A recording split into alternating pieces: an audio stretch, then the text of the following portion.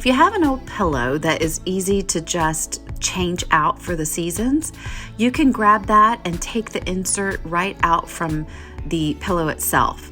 You will unzip the bottom and find the insert hiding right inside. This may be a polyfill insert, or it could be a down feather insert such as this one. Just remove the outer layer, which is the pillow cover, and save it for another time, or wash it and have it ready for the next season. Or you can simply buy one of these inserts. You can find them on Amazon and lots of home decor sites. Next, you're going to need a canvas pillow cover that zips at the bottom. You can grab these on Amazon, or I actually have a link for them over on my website, Southern Crush at Home. All right, so choose your stencil. Any stencil will do. These just happen to be reusable vinyl stencils from my site at southerncrushathome.com/shop, and cut out the word that you would like to use for your pillow. I just chose the word darling. I thought it was really cute for summer and pretty generic. It can be for a boy or a girl.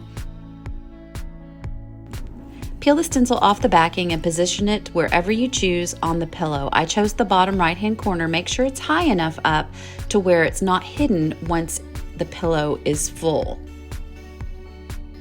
All right, you're going to want to apply a fabric gel ink.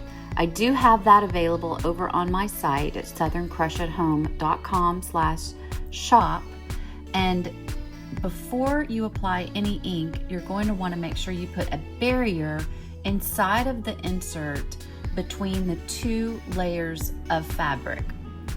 That way, none of the ink bleeds through to the other side. And just gently use a spatula or rubber tool to spread the ink evenly over the stencil until every part that's showing is covered. And you want to get good coverage on this so that it's a crisp, clear word. Ready for the big reveal, and it's perfect. Next is the messy bow, and you're going to want to grab several scrap fabric pieces and cut 1-inch notches across the top of your piece. And then make the length of the fabric strips as long as you would like. I believe these were about 6 inches long. All right, so these are the notches that you should have once you cut your piece of fabric. And the next few steps are super fun. You're just going to take each notch and tear the strip of fabric down the center, and you'll be left with these stringy, messy pieces of fabric. You're going to continue to do that for all of your fabric choices.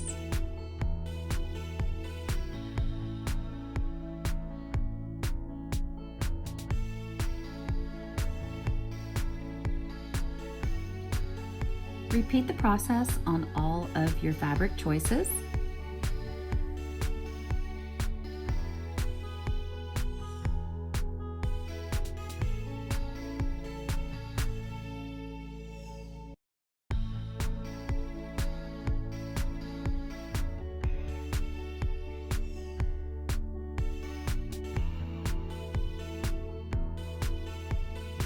You're going to layer your ribbon pieces in a complete circle.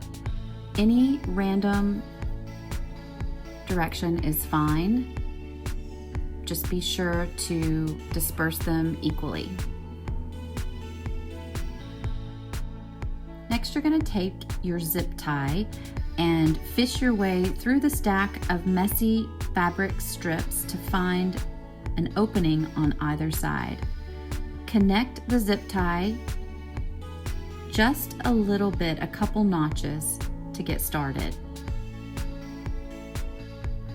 Take your bundle and tighten your zip tie as tight as you can go from the back side of your messy bow, and then dangle it a little bit and get all the extra strings to shake right off.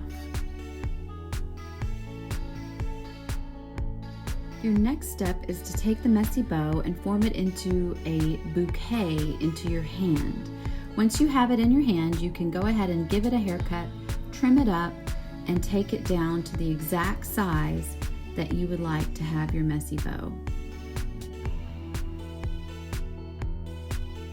Karate chop your pillow insert and shove it into the cover. Use a pencil or a dowel rod to get it into the corners if needed, and then zip it up and see how cute.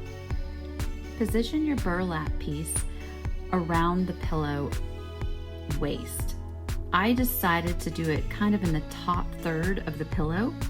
Trim your burlap and then use fabric glue or hot glue to adhere the two pieces together.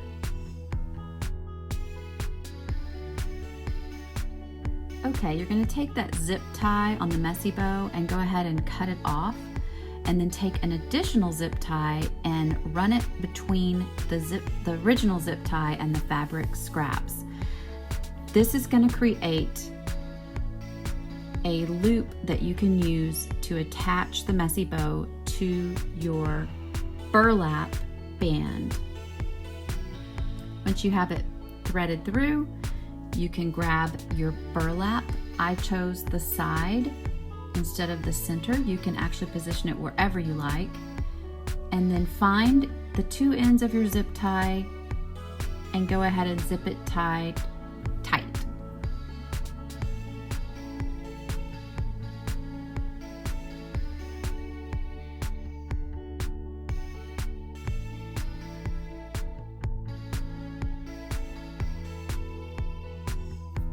I just love to use sparkly things on my projects, and so this one I really like to add bling to my messy bows, and this one had a pin already on it, so any old brooch or antique jewelry will work.